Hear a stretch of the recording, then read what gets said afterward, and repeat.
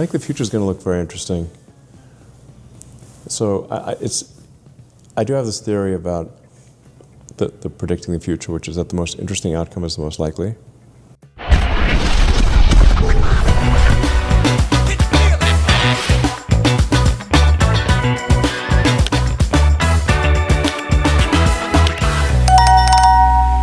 What do you mean that people won't have to work in the future?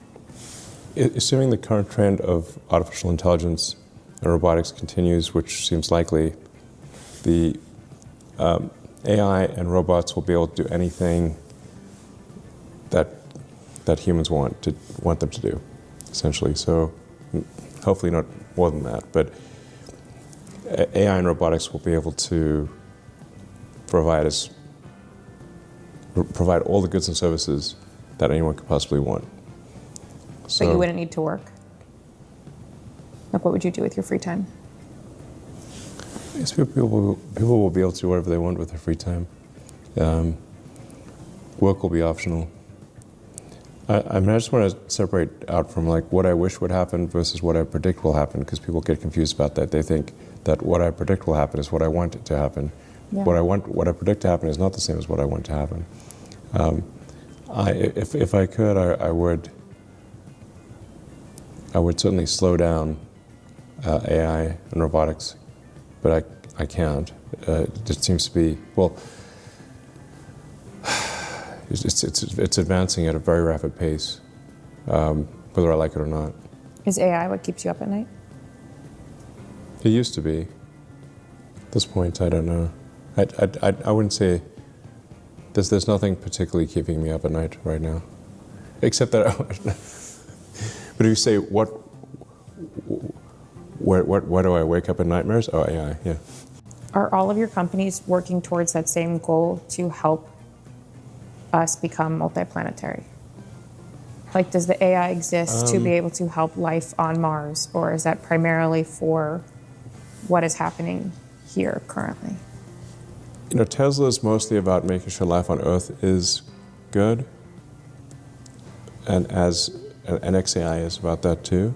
Because multiplanetary means Earth's got to be good and you need another planet. Sometimes people think, because they have,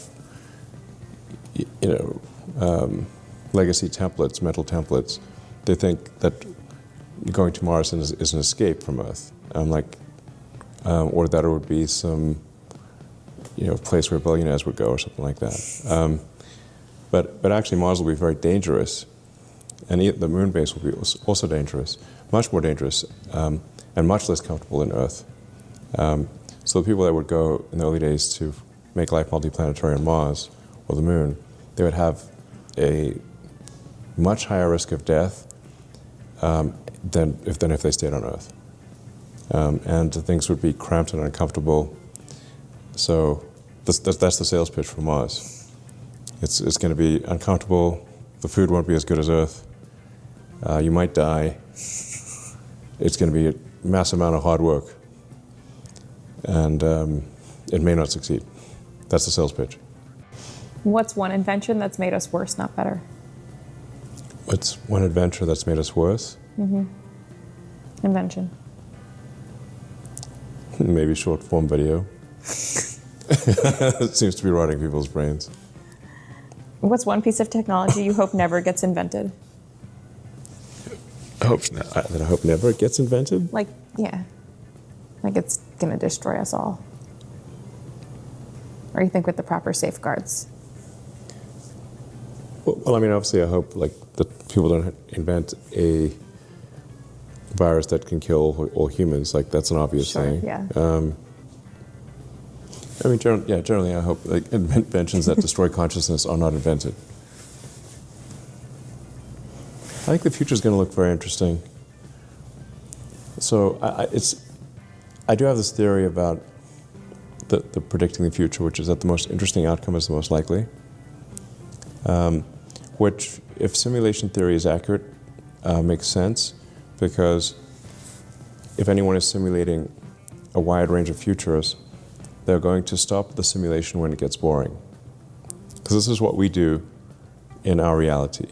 So if SpaceX is doing, or Tesla doing simulations to understand how a car would work, or robot, or spaceship, or something like that.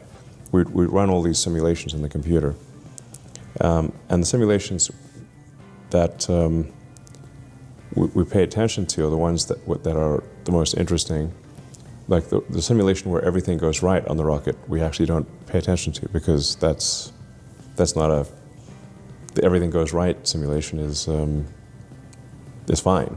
So we actually test when we simulate the rocket flight, we'll actually test all sorts of oddball situations. But we don't test it, we don't have the simulation be totally wrong, because, like if the rocket just explodes immediately, that's also not interesting. So it's like you need to find the envelope of possible flight paths where the rocket can make it to orbit and without exploding. And then you find those boundaries, and then when you launch the actual rocket, you make sure it stays within those boundaries. Or another way to think of it is like we could be an alien Netflix series.